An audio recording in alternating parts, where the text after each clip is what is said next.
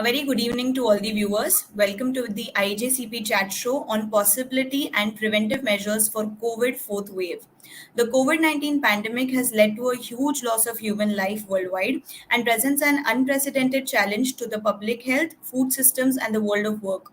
The outbreak of COVID 19 affected the lives of all sections of society as people were asked to self quarantine in their homes to prevent the spread of virus. Repurposing of safer, established medications that may have antiviral activity was the approach for treatment of early stage of the disease. So, to talk about the possibility of the fourth wave of COVID and what are the preventive measures to follow, I welcome Dr. Sanjay Jain, consulting physician at multi specialty hospitals in Nagpur. He has a rich 30-year clinical experience. Thank you, sir, for joining us today. Sir, starting with the first question here, what can be the clinical presentation if there is a fourth wave of COVID? Madam, as we have seen the first and part of the second and also the third wave, the presentation more or less remains the same, though there are some more aggression in the second wave. Lot of people have directly came in the stage of ARDS, and there was lot of mortality as you already know. But I think in the this last wave, Omicron, the presentation were just either a low grade fever, body pain, and a lot of people I have seen with the diarrhea and the vomiting. So that was quite new, abdominal pain. So I think there may be mixed presentation also of the fourth wave. They may come with the coryza.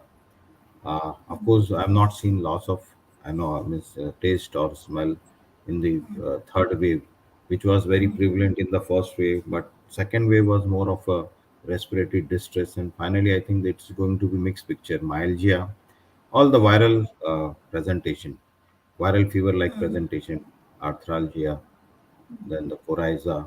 There may be GIT symptoms like loose motions, vomiting, and in fact, I'm not expecting, or rather, I've seen the second wave so closely. I'm not expecting the seriousness this time.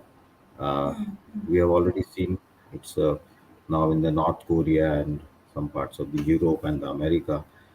We do from those we what we get to learn is the high grade fever is one of the symptoms, and then subsequently, of course, it's going to be like a viral fever. So all the viral components are going to be there. If the So, fourth wave, Nagpur, it's, I mean, right now there are nil cases, but one or two cases do come, and they got a similar presentation. okay, so this is, so the if there is a fourth wave to come, it will follow the clinical presentations that has been so far, with fever being one of the primary symptoms of concern here. So, sir, also can you highlight on how different can the new variant be as compared to all the previous COVID variants? Madam, what I can tell you from my personal experience, the first wave had taken a toll of lot of elderly people, but it was not very high mortality. But second wave surprisingly has taken a toll of lot of younger generation, 30 to 60 or 25 to 60. And in fact, the predominant symptoms were there was a respiratory origin, lot of interstitial lung disease progression, then finally the ARDS like picture, and finally the outcome was bad. So and then came the Omicron, which was it doesn't have not gone beyond the larynx to the lungs. So it was basically upper respiratory or the GIT symptoms in the Omicron. So I will be, I think if there is a conglomeration of the Omicron and Delta, that is Delta Micron, the symptoms may be combination of both URTI as well as the LRTI. And of course, I still hope that there should be not be much of the respiratory distress in the fourth wave, as we have gathered from the other parts of the country. Most of the patients are manageable at home. Hardly one or two deaths have been reported, uh, but of course, figure may be slightly lower. But that's what I feel. It's going to be mixed picture, but everything is unpredictable. Right now, Nagpur, we have not seen any patient going on the ventilator in the fourth wave, or just a manageable conservatively without many much of the drugs. Though in the third wave, we have used a lot of antibody cocktail, and subsequently we have realized That's it's not of any use, such a use the costly drugs. We have used lot of molnupiravir, and somehow I feel their patients have responded well. And of course, the supportive line of the doxycycline, and not this time we have not used much of the hydroxychloroquine. So, sir, this is actually a great news that currently there are no cases in Nagpur, and even if they are treated at home. And so here, sir, you also mentioned about first wave affecting the elderly and second wave affecting the middle age. So, sir, the current wave, if it is to happen, then how about what about the vulnerable age groups? Is it possible that they can contract the virus again? Are they at risk of contracting the virus again? If they are not vaccinated, I think the risk is high, and particularly we have started vaccinating the children late, so the chances they may be getting affected this time, because we have seen the trend. The first wave elderly, then the second wave with younger people, third wave it was a mixed picture, but we got a lot of middle-aged and elderly people, but that was very very insignificant symptoms. They are very well managed at home.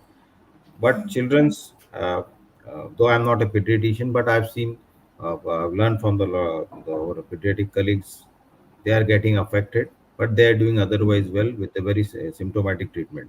The only issue is that now we started vaccinating, so they maybe get that preventive field from, or the preventive, the prevention from the vaccination, and they may get. So there is no rise in the symptoms, or most of the time they are maybe asymptomatic, but there is no mortality I've reported as far as the children are concerned. They may be prone, and they may be having a similar symptoms of coryza, fever like things, but none has gone out of control as far as the children are concerned. And even the elderly are doing well because most of the population are vaccinated, and perhaps that is the reason. So, so yes, so the children who are not vaccinated, or the people who are not vaccinated, are or can be at risk, but most of them are showing asymptomatic symptoms, so that can be well controlled. So, sir, since they are asymptomatic, milder cases, what are the treatment options available for them for the mild cases? Mild cases to be managed symptomatically, as we have managed in the first wave also, and even in the third wave with the Omicron. Just manage the symptoms by antibiotics, or the uh, sometimes anti-inflammatory for the more pain. A little bit of, if the child is more than 8 years, we have given doxycycline, but that is a plus minus, and little bit of antihistaminics and other drugs, and they can be given the overall zinc and other things, but that has lot been controversy in the second wave, whether that has caused the increase in the mucormycosis and all sorts of things. But managing just conservatively, observing the oxygen level, and doing the CT if it is required, if the oxygen level is going down. I think most of the patients have managed very well symptomatically without any issues in the this latest wave, Omicron. And children's particularly are least affected, and I think maybe because of the immunity status. And of course, now as I've said, now we have started vaccinating, so we have less and less to worry. Yes, correct, sir. So, sir, also you mentioned about people requiring oxygen, or getting hospitalized. Very very few cases, but there is a possibility. So, sir, what are the treatment options available for the moderate or a severe case of COVID? Even if they are very limited, but what can be the treatment option for them? See, if you do the genome testing and we find that it's a delta, then I think better option is the antibody cocktail, which is costly, but still within the reach of a common man. And secondly, that time we have used the antiviral drugs, molnupiravir. We give oxygen support. Steroids, of course, has to be used with very, very great caution if it is really indicated.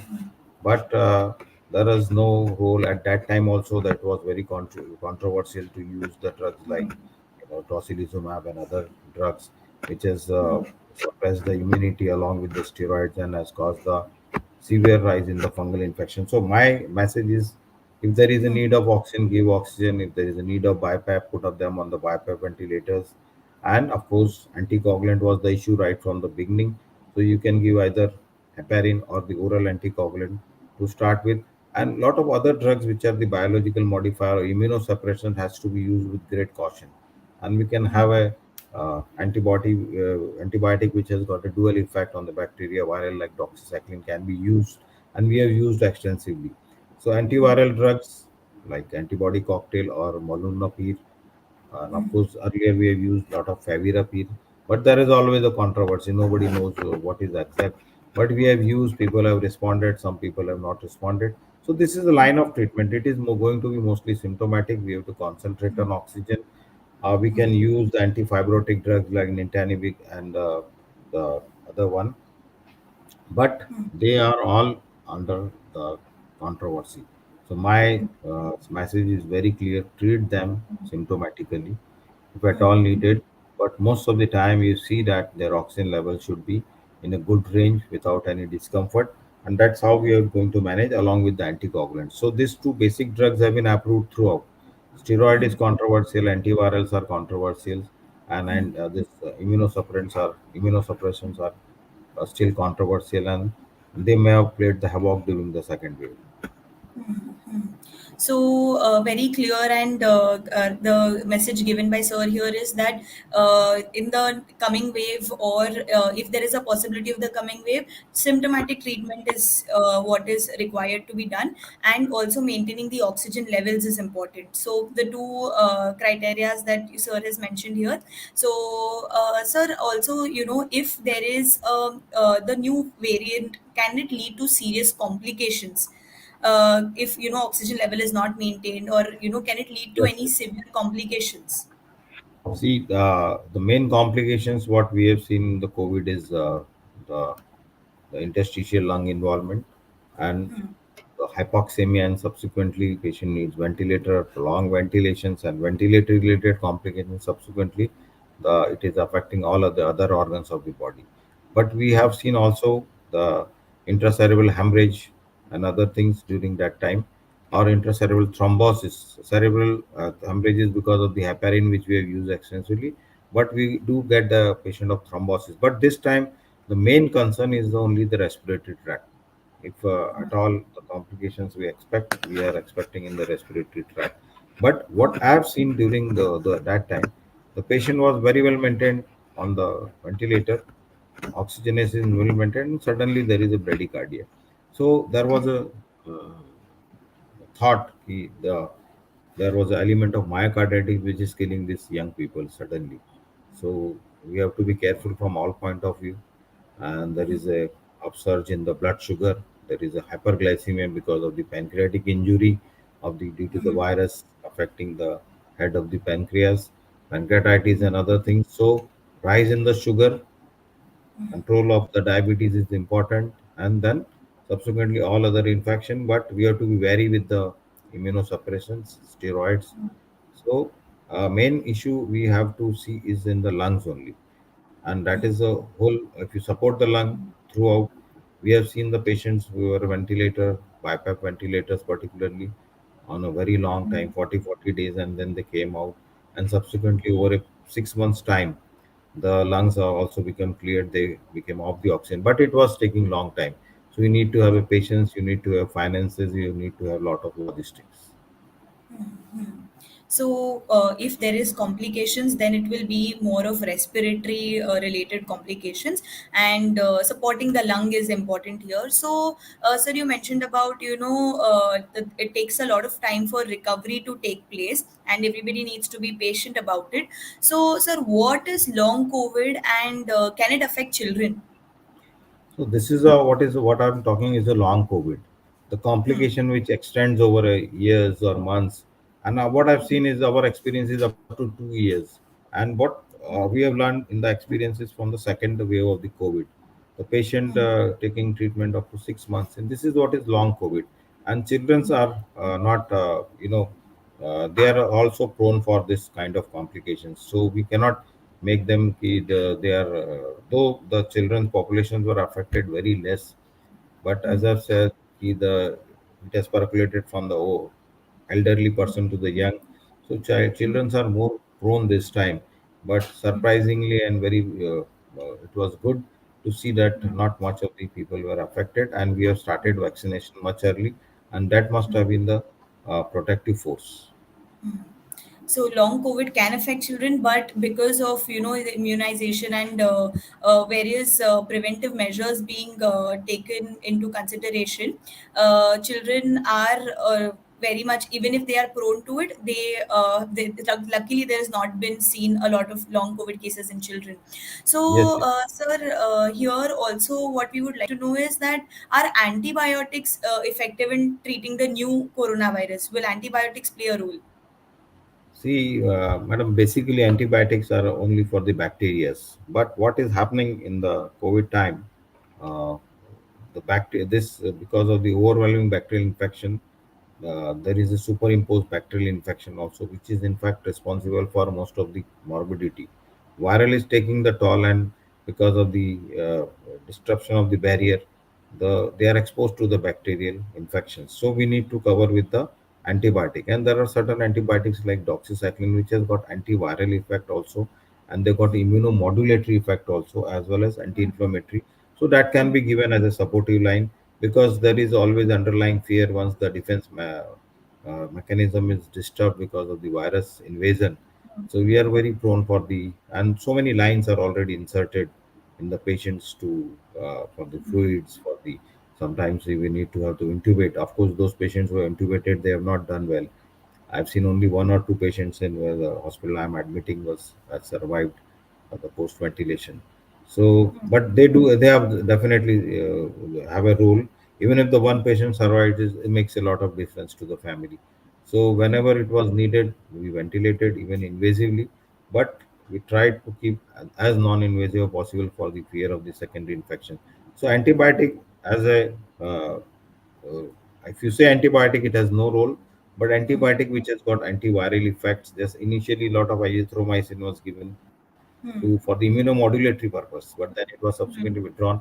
But doxycycline continued because of its multiple actions: antiviral, anti-parasitamic action against the malaria, anti, even in the dengue, it was given for the same purpose. And so many mechanisms have been described along with the doxycycline. So it was continued, and people have derived benefits out of it. And at least, madam, we have no definite treatment line still for the COVID.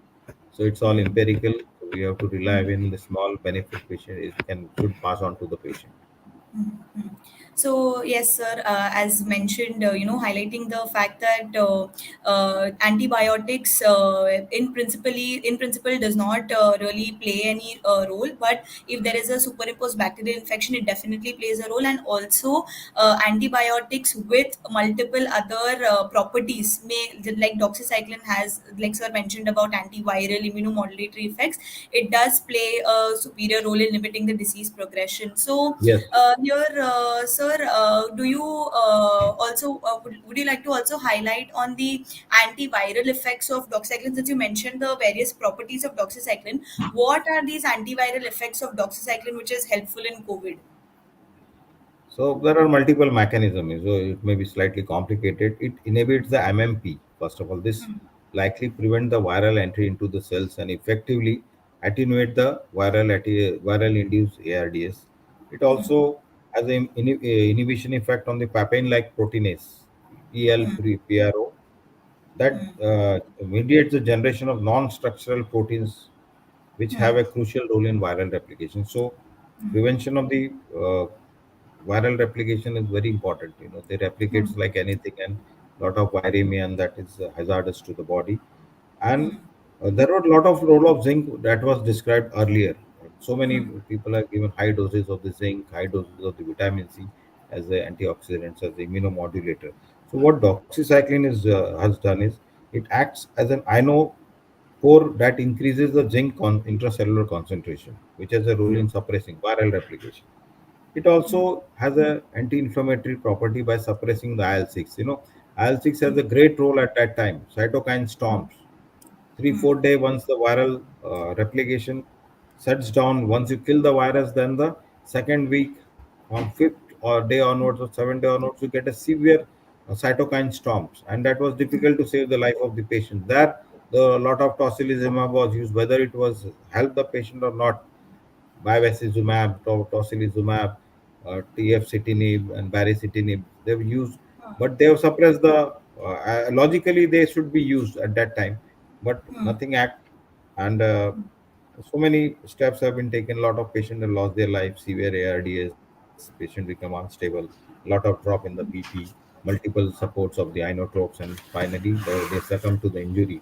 I've seen the patients going up to 100% of the lung involvement, 25 by 25 score, and we kept on ventilating, but then there was no scope, and finally lungs become like rigid. So here the anti-inflammatory property of the doxycycline may have some effect. So we don't know, but then this was the drug in our hand. Nothing was final in the COVID time. So there was this was even they have got a effect on the antiretroviral has antiretroviral effect also. So we have seen in the we are using regularly in the dengue fever or dengue fever. So that was the thing, and zinc has a controversial role, but we still were giving because, and then the role came the zinc also causes increase in the mucormycosis. So many confusion was there, but ultimately, by God grace, everything settled down. Still, we are not very sure about what is going to happen in the fourth wave and what is going to be the uh, the future for India. But outside, there was not much of mortality reported. So some vague reports are coming from China, but not much of mortality reported. Because still, I'm in touch with one of my patient states. They are managing at home. High grade fever, COVID positive. They are managing at home. So no, and that time, year back or two, there was no place to admit the patient. They were dying on the lobbies. So I think we are still not able to contain the disease during that time. Let's hope the vaccination improves the morbidity and mortality. Yes, so sir, multiple, as you know, for the viewers, it is multiple, sir, highlighted on the multiple mechanisms of doxycycline and its antiviral effects, and especially, in dengue and malaria and all now in COVID. So it has shown multiple benefits that way. Sir, you mentioned about, IL-6 also. So any other anti-inflammatory effects of doxycycline that you would want to highlight? Yes, yes, it also suppresses the TNF, human necrosis factor also. That is one thing. And also, it has been seen that ACE in a receptors was responsible for making the entry of virus into the cells. So there is another receptor called CD147 that could play a role in mediating SARS-CoV entry into the cells. So this is also suppressed by the doxycycline. So these are the various effects what I could see from the drugs. It is a cheap drug, and it has got a multiple antiviral effects, and of course it's a good antibiotic also. So it was used extensively, and people derived a lot of benefit out of it, and we have seen as our own level. So that was one thing. The IL-6, various other interleukins, and as well as the TNF alpha. Sir, you also mentioned about azithromycin being widely used, and then it wasn't. So, sir, what is the efficacy of doxycycline over commonly used antibiotics in COVID-19? So, as I've said earlier, the antibiotic is hardly any role unless there is a secondary infection. But doxy was used because of its antiviral, anti-inflammatory property, and that has perhaps has an edge over the other antibiotics. Even if you use the higher drug, third generation, fourth generation, or the marrow, the imipanans, the panams, but then it's hardly any role against the virus. So this has an edge over other antibiotic because of this uh, antiviral, anti-inflammatory effect, which was very important at that point of time. Even if you are using steroids, it has a multiple side effects, and perhaps that was the reason why there is an increased surge of the diabetes as well as the several secondary infection as well as the uh, fungal infection. So that was not been there with this antibiotic, and we all know the virus will take its own time, more than 2 weeks to settle down. So we need this drug as it is very important in replication in the early phase. So maybe you can use the doxycycline from 5 to 7 days from the onset of the symptoms. Of course, we need to individualize the therapy. We have to see whether the patient has other comorbid state, and subsequently we can revise our therapy. Nothing is final, but these drugs were commonly often used and has given good results. So one antiviral, one doxycycline, and of course the symptomatic managements, and of course we need to give the anticoagulants. So this was So, a part of the hmm, hmm, hmm. Yes.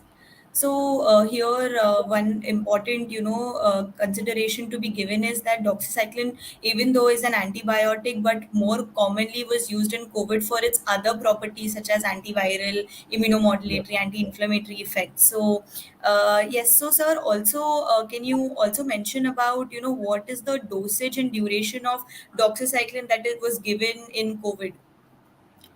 So we used to give a loading dose of 200 to start with, and subsequently 100 milligram twice a day. If patient is tolerating orally well, otherwise we are given IV doxycycline most of the time, and it should be continued at least for 5 to 7 days when the viral replication is very high.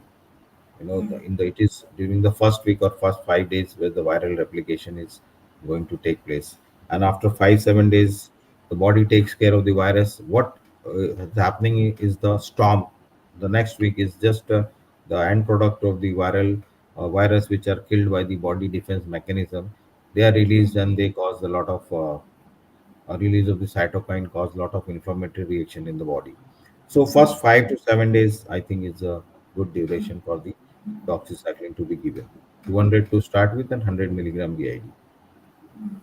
So, sir, since doxycycline has shown so much of positive results in COVID, can in your clinical practice, sir, have you also seen effect in other respiratory tract infections? Yes, yes, yes. We have used in, of course, most of the URTI, and sometimes in the mycoplasma pneumonia, of course, we have used doxycyclines, or then this even in the dengue fever, we have used a lot of doxycycline. So it's a good antibiotic, but it's a bacteriostatic. So we have to see, we have to monitor the count of the patients as and when, and see the procalcitonin levels, and subsequently we have to adjust. So there is no final word in the how the infection behaves. If you get the sputum culture or the blood culture, we can always go ahead with the proper antibiotic. But to start with, this is where it is a cheap, good drug. It's affordable drug, and it's a broad spectrum. Most of the upper respiratory tract infections are the viral. So, and if there is even an element of secondary infection that is taken care by both doxycycline. Both the bacterial virals are taken care of. Okay, great, sir. Sir, we also, spoken about vaccination and about, children now getting vaccinated to prevent the, fourth wave. So, can you also highlight on what is the importance of getting vaccinated? How important is vaccination? See, what I feel, why the incidence of the virus is less in the Indian pop subcontinent is, first, in initial wave they got exposed, and in secondly, of course, it was a very deadly wave. But most of the people are exposed. I'll give you example of my hospital. In first wave, 22 people got exposed, including me. And second wave, we worked very closely to the patient, very intimately. We were intubating, we are doing everything. None of the staff got infected. That time, the first dose of the vaccine was already given. In fact, it is like a second dose because we have already infected once and we have developed that antibody. So I feel we are protected because of the vaccination, and everybody should get vaccinated. And as per the protocol, children also should take, and they should also go for the booster dose.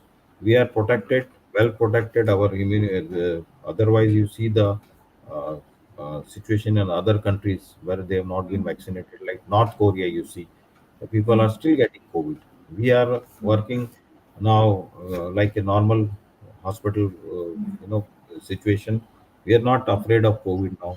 Of course, there is a fear lurking behind our or over our mind.